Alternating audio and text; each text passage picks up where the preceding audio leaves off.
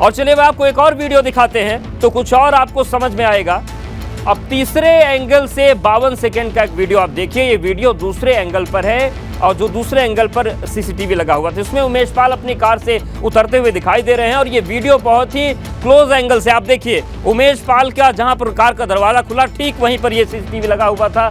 उमेश पाल की गाड़ी यहां पर रुकती है और उसके बाद उमेश पाल अपनी गाड़ी से नीचे उतरते हैं, लेकिन इस सीसीटीवी में शूटर की कार और अरमान गुड्डू मुस्लिम भी बाइक से जाते हुए दिखाई पड़ते। आप देखिए ये कार का जो दरवाजा है खुला, उमेश पाल इससे उतरे और उसके बाद फिर क्लोज विजुअल हम बहुत आपको दिखाएंगे कि किस तरीके से ये देखिए ये दरवाजा खुल रहा है और इसी से फिर आपको दूसरी गाड़ियां जाती हुई नजर आएंगी। तो ये तीसरा वीडियो है।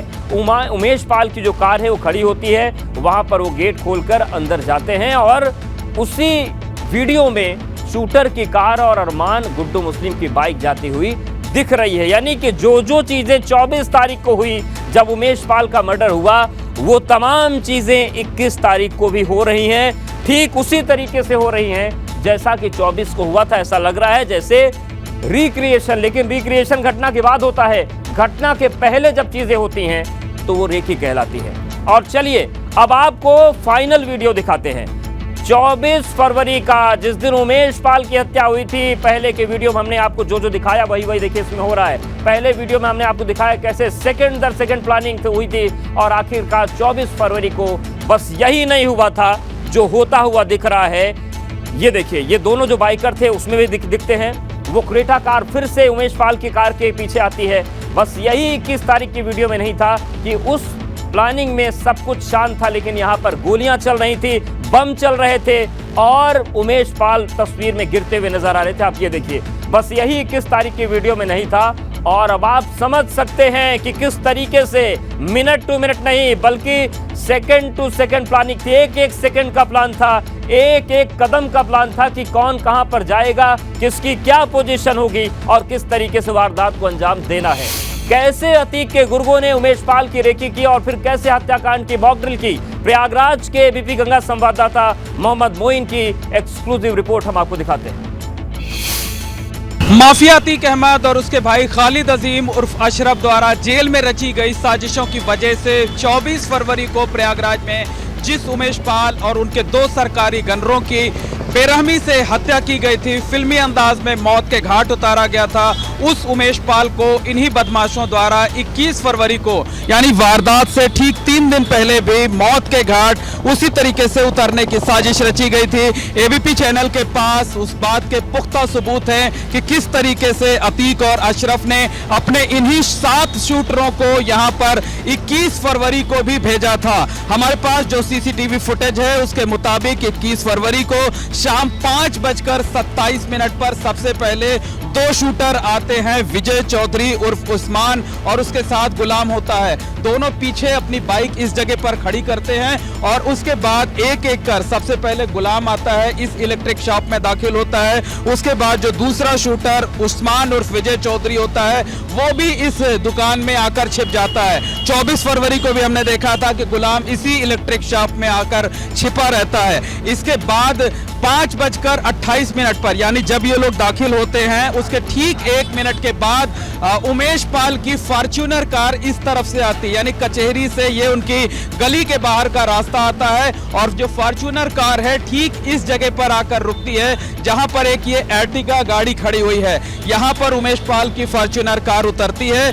उमेश पाल जो है वो अपनी गाड़ी से उतरते हैं, गनर उतरते हैं और गली की तरफ दाखिल होते हैं और उमेश पाल की कार का पीछा करते हुए असद, अरबाज और साबिर, इन तीनों की क्रेटा कार भी उमेश पाल की कार के ठीक पीछे यहां पर आती है और यहां से महज 10 कदम की दूरी पर यानी जो पीछे कार खड़ी हुई है यहां पर आकर रुक जाती है और कार के ठीक बगल में एक बाइक रहती है। उस बाइक को अरमान चला रहा होता है जो बिहार का शूटर है और उसके ठीक पीछे गुड्डू मुस्लिम सफेद शर्ट पहनकर बैठा रहता है।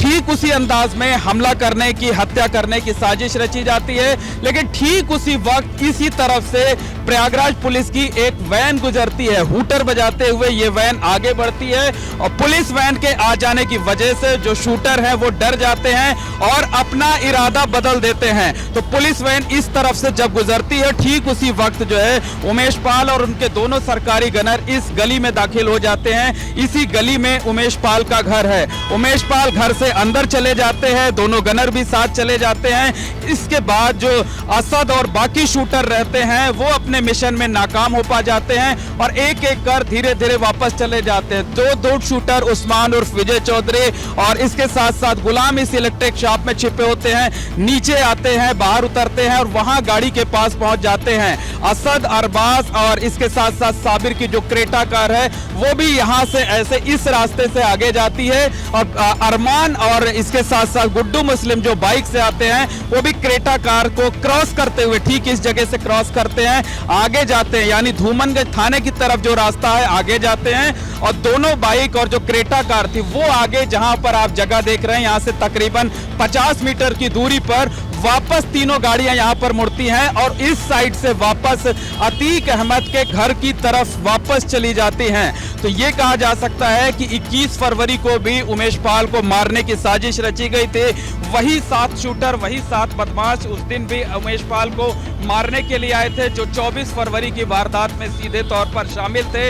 एबीपी चैनल के पास इस बात का सीसीटीवी फुटेज भी है। लेकिन ठीक उसी वक्त जिस वक्त 21 फरवरी को उमेश पाल कार से उतरते हैं उसी वक्त पुलिस की एक गाड़ी यहां से गुजरती है और पुलिस की गाड़ी देखने के बाद जो बदमाश थे, जो शूटर थे, वो डर जाते हैं और जल्दबाजी में उमेश पाल अपने घर के गली में दाखिल हो जाते हैं और शूटरों का पूरा प्लान फेल हो जाता है। तो साफ तौर पर कहा जा सकता है कि अतीक और अशरफ के भेजे हुए जो शूटर थे उन्होंने पहले भी उमेश पाल को मारने का प्लान बनाया था, साजिश रची थी और 21 फरवरी की जो साजिश थी उसके CCTV footage exclusively ABP channel के पास हैं और इसके जरिए हम ये बता रहे हैं कि उमेश पाल को मारने की साजिश ठीक उसी अंदाज में 24 फरवरी के बजाय 21 फरवरी को भी रची गई थी। लेकिन ठीक ऐन वक्त मौके पर पुलिस की जीप के आने की वजह से वो प्लान फेल हो गया था।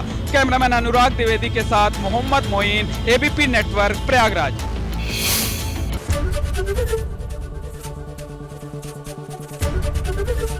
एबीपी गंगा, खबर आपकी, जुबान आपकी।